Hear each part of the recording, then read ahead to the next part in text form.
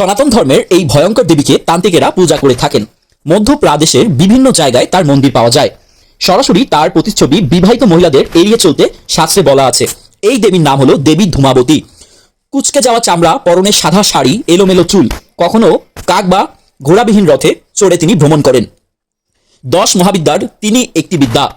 পুরাণ মতে দেবী পার্বতীর একদিন ভীষণ খিদা পায় এবং তিনি মহাদেবকে তার জন্য খাবারের ব্যবস্থা করতে বলেন, কিন্তু মহাদেব ধ্যানমগ্ন থাকার কারণে তিনি সে কথা রাখতে পারেননি।